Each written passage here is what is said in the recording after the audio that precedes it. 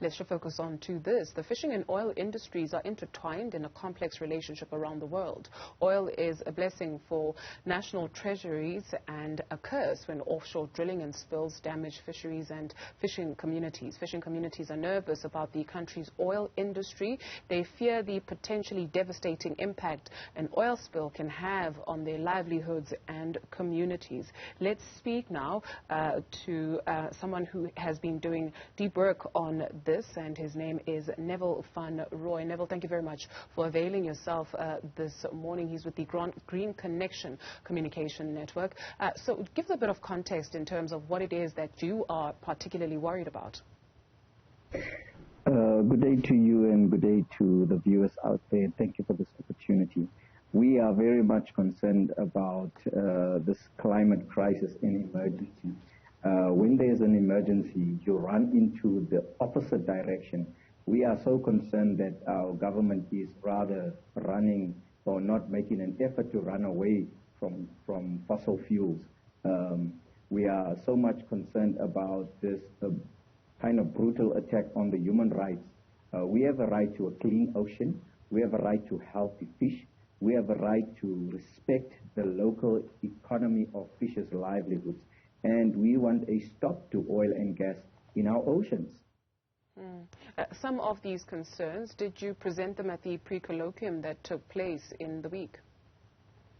Yes, some of the fishing communities were there and were very, took a strong stance to say that this is not the development that they want for their area. We know that there is viable alternatives, cleaner options, alternative, innovative, renewable energy solutions that we can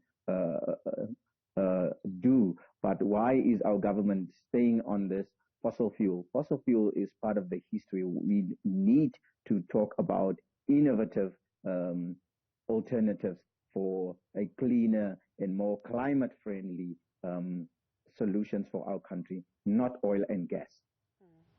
And what then was the response? And also, has there been enough research done about this? Yeah, the research is ongoing, and we have raised our concern about the information and the research that is not being done adequately. We need much more research because of the climate crisis. The ocean has been impacted already, and now still to tell us that more oil and gas developments for our area is a big concern for us. When this research has not been thoroughly done, we are concerned about underground or underwater noise studies to be given to us. The ecosystems, studies on ecosystems of the ocean to be given to us so that we can make meaningful consultation or input when this development comes.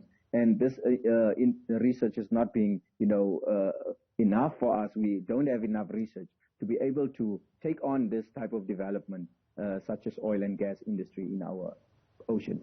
Speaking of meaningful consultation, during this workshop, we do understand that there was a lack of indigenous people that was represented there. So just how effective were those conversations? Those conversations was really not effective in the sense that, one, the indigenous people were not well presented there. And that information, these companies have a obligation to make sure that they go to the communities and go do consultation with the communities. And the communities is not being consulted properly, and communities have to afterwards only blow the whistle when these companies come with their consultation processes in the area and says, but we have not been, consulted. We don't know about this development, and we want to air our views about this development. And that consultation process is so flawed and is, it's not going right. The process is not going right at the moment. So what then happens, right? Do you run the risk of this project going ahead in spite of the concerns that you raise? We will definitely, be blowing the whistle, and we will be resisting, and we will be writing letters to we also have a petition that we will launch, to have a stop to all this oil and gas industries. And we want the government to come and dialogue with us around alternative development, because this development is now being forced down on communities. And to say that fishing industries and petroleum will coexist is like saying you're having a fishing pond and throw some oil in there. What will happen to that fish? That is not possible. So let's have another form of development that can work for both the country and the local economies. That is the livelihoods of small-scale fishers. Just maybe from the research that you conducted for yourselves, to satisfy yourselves, what is it that we are seeing in terms of international best practice, even here on the continent?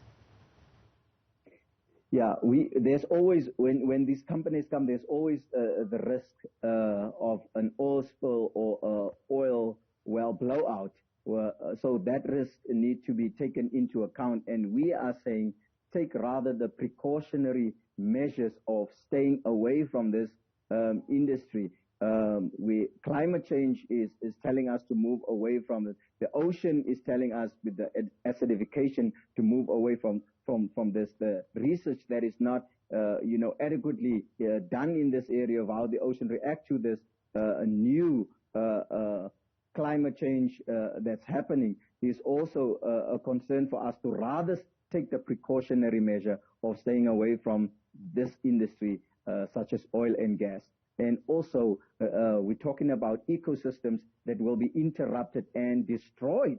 And this is at the expense of, small-scale fishers and fishing livelihoods. And the Constitution clearly say that our environment needs to be protected for this generation and future generation. If we destroy the habitat and the small-scale ecosystems that you have in the ocean, you're talking about destructions of people's food security for the future, not just for the future, but for the present as well. Thank you very much, Mr. Van Roy. He is